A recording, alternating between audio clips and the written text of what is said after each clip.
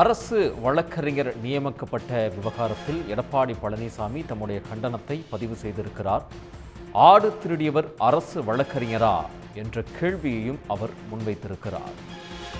ஆடு திருடிய வழக்கில் கைது செய்யப்பட்டவரை அரசு வழக்கறிஞராக நியமித்ததற்கு எடப்பாடி பழனிசாமி கண்டனத்தை தெரிவித்திருக்கிறார். கடிவாளம் இல்லாத குதிரை போல் தாவேக்கா ஆட்சி தறிக்கெட்டு ஓடுகிறது என்று அந்த கண்டன பதிவில் அவர் குறிப்பிட்டிருக்கிறார்.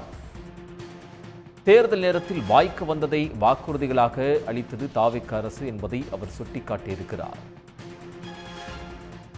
தாமதமின்றி வழக்கறிஞர்களை நியமிக்க வேண்டும் என்ற கோரிக்கையை அவர் முன்வைத்திருக்கிறார்.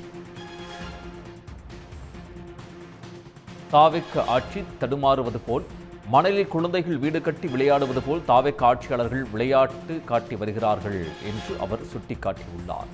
மக்களிடமிருந்து வரும் புகார்கள் முதலமைச்சரின் காதுகளை விழுகிறதா என்றே தெரியவில்லை என்பதையும் அவர் குறிப்பிட்டிருக்கிறார். தாவேக்கா ஆட்சியாளர்கள் விளையாட்டு காட்டி வருகிறார்கள் என்றும், ஆடு திருடிய வழக்கில் கைது செய்யப்பட்டவரை அரசு வழக்கறிஞராக நியமித்ததற்கு எடப்பாடி பழனிசாமி தம்முடைய கண்டனத்தை பதிவு செய்திருக்கிறார்.